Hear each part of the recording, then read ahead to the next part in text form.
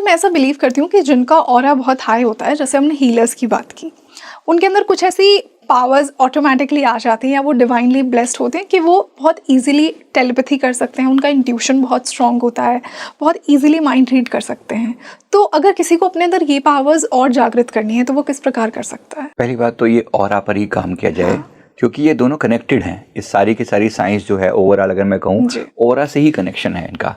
Aura का मतलब ये कि आप सूक्ष्म चीजों को देख पा रहे हो, हाँ, जो स्थूल नहीं है, exactly, है ना, स्थूल के साथ साथ जो सूक्ष्म पार्ट है आप उस पर ध्यान दे पा रहे हो। तो ओवरऑल जो है ये आप उसको पहचानने के लिए, मतलब आप देखो, मैंने कहा था कि दृष्टि देखना नाक को है फॉर एग्जाम्पल, बट फील करना इस एरिया को, तो इसको हम पेरिफेरल विजन बोलते हैं अपनी भाषा में ना, पेरिफेरल विजन, कि आप जिसे देख रहे हो उसको तो देख रहे हो लेकिन आसपास की एनर्जी को फील कर रहे हो। तो थोड़ा सा आंखें जो है ऐसे ट्विच हो जाती हैं, मतलब जैसे आप देखें तो चेहरे पर फोकस किया लेकिन आपका मेन फोकस एनर्जी लेवल पर है, तो एनर्जी को फील करो कि इनके आसपास का जो फील्ड बन रहा है वो कैसा बन रहा है। तो कुछ समय के बाद आपको जब इसकी सेंस आने लगती है ना, कुछ समय के बाद आप उस व्यक्ति की एनर्जी को जैसे रीड कर रहे हो, है ना, एक बार एनर्जी रीड होनी शुरू हो जाए ना, कुछ समय के बाद आप उसकी थॉट्स को भी रीड कर पाते हो, वो भी एक एनर्जी ही है।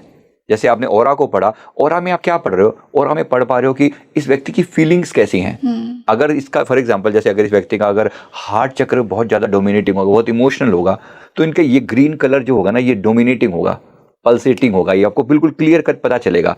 और अगर ये मतलब डामाडोल टाइप का मन होगा ना, तो वो भी पता चलता है कि वो एनर्जी जो है ना वो वाइब्रेट कर रही है।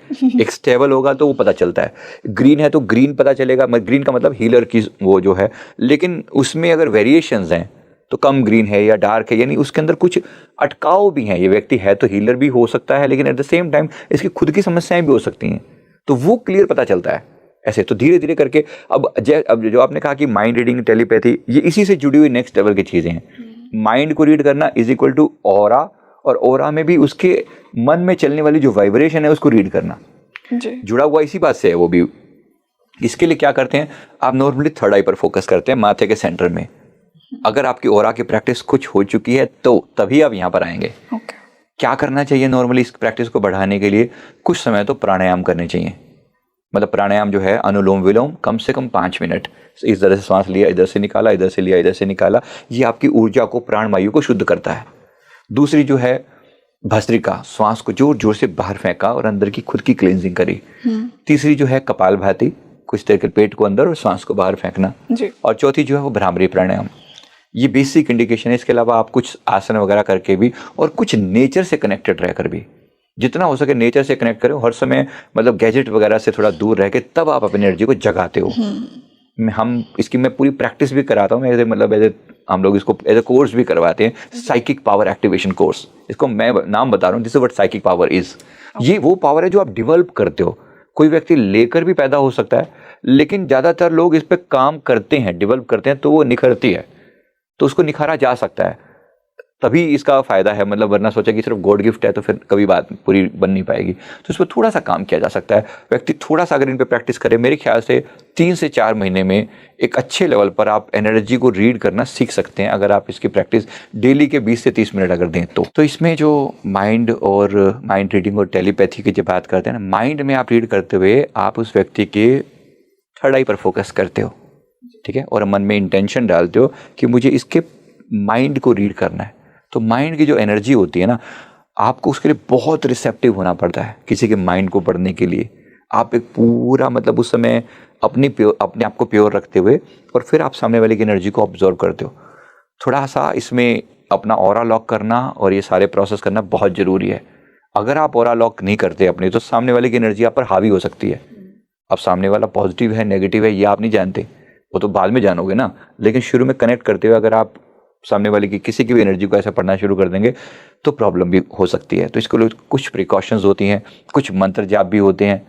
फॉर एग्जांपल, अगर आप कोई, जो भी आपके इष्ट गुरु भगवान हैं, उनके मंत्र का जाप करें, स्पेशली महामृत्युंजय इसमें जरूर हेल्प करता है, जो आपकी एनर्जी को शुद्ध करता है। समृद्धि पुष्टि वर्धनम जो है ना, वो स्पेशली आपकी एनर्जी को शुद्ध करता है, प्योरीफाई करता है। ओम की चैंटिंग बड़ी हेल्प करती है।